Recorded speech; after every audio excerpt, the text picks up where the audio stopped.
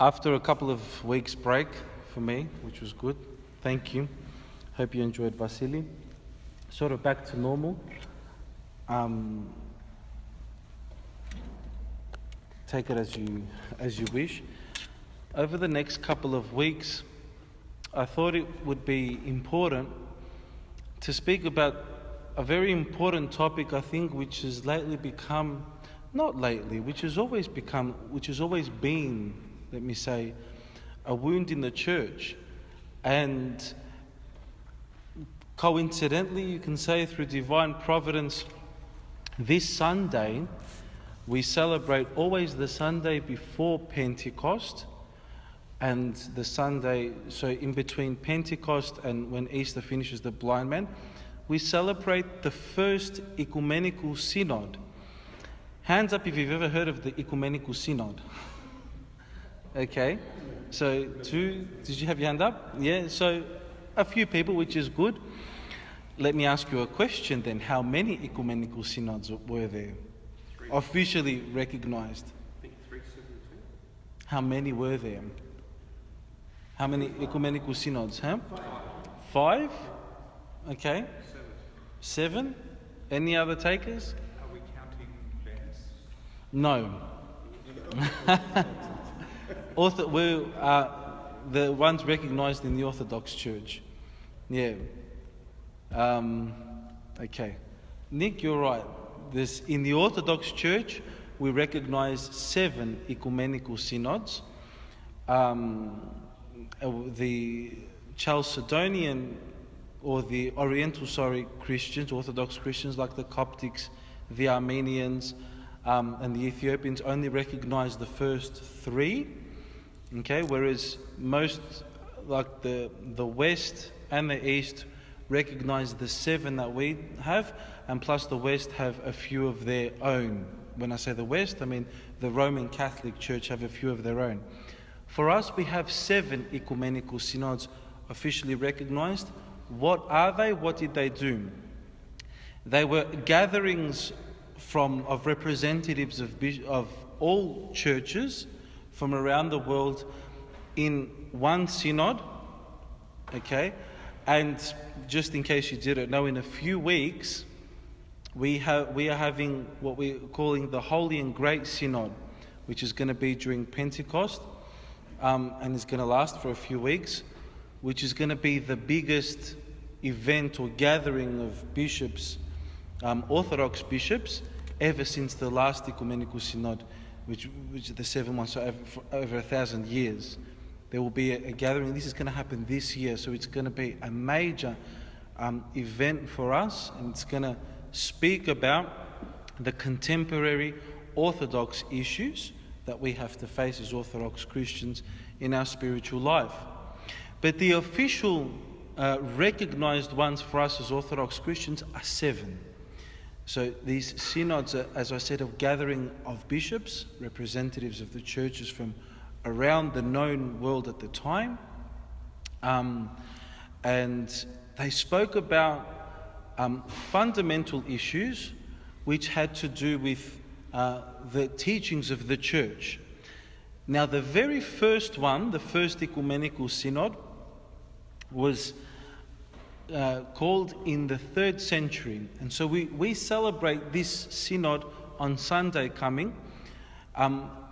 Or how can you celebrate a synod? We celebrate, we remember the 318 Holy Fathers who confessed the Orthodox faith in the first ecumenical synod, and we celebrate them and what they taught and established there.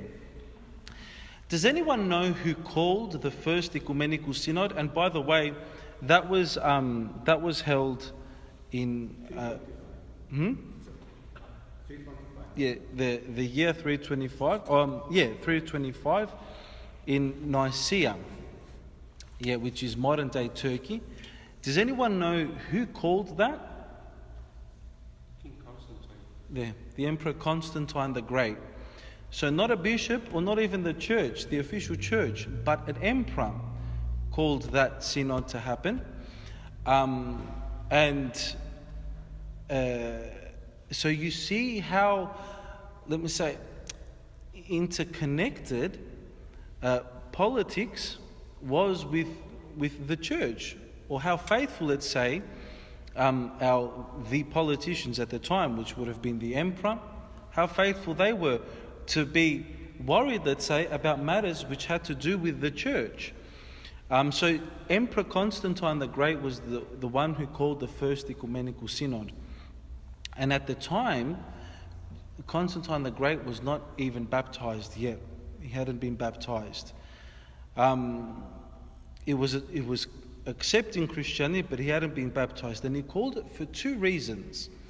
Now, the reasons were, first, to speak about the nature of Christ, who Christ was, and the second reason was to determine the date of Pascha, Easter. How Easter should be celebrated, because in different parts of the known world at the time, Easter was being celebrated on different dates. And the church, this was causing a problem in the church. Some were celebrating Easter, for example, in March, others in January, whatever. And they wanted to have a common date for Easter and how it should be determined, how it should be established. That's why now, just to sort of go over this topic, because I didn't really want to speak about the date of Easter, how we determine it, but it was established and determined that the date of Easter should be known by the first, what they call the first full moon in March, okay? And that has to be the first thing. And the second thing to know when we should celebrate Easter is the Jews have to celebrate their Passover first. So once the Jews celebrate their Passover after the first equinox, verbal equinox, I don't know the terminology, forgive me, it's too much for me, it goes right over my head. Pastor? Vernal equinox, the first full moon of March. And the date of the Jewish Passover, then we celebrate our Easter.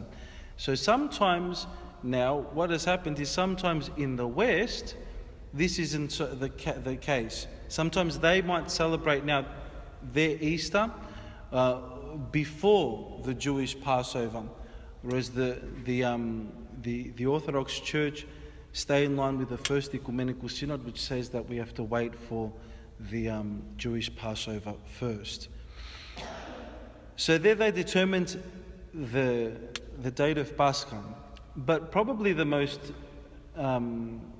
important topic there, issue that was spoken about at the First Ecumenical Synod, was the nature of Christ. Who was Christ? Now, for 300 or so years, the Christians have understood Christ to be fully divine and fully human. So that Christ had two natures. He had his human nature and he also had his divine nature. Both of them were absolutely perfect, and it wasn't like he was half God, half man, like there is in mythology, you know, like Hercules. Hercules was half divine and half mortal, okay? Jesus was understood always to be the incarnate Word of God. So God who became flesh and became an absolutely perfect human, but at the same time remaining absolutely perfect God.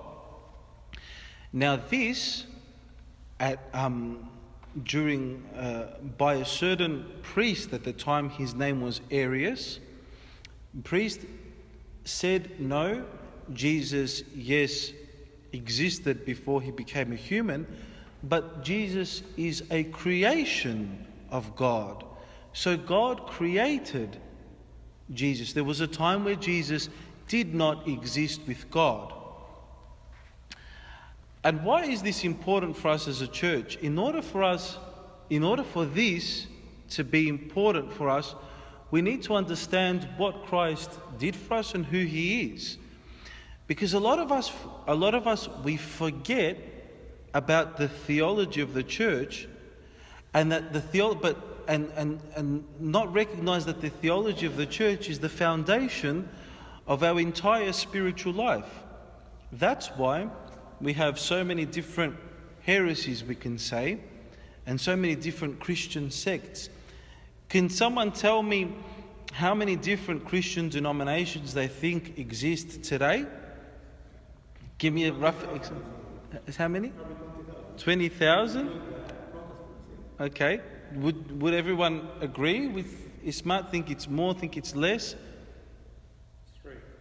Three? Three different Christian denominations? It's arguable.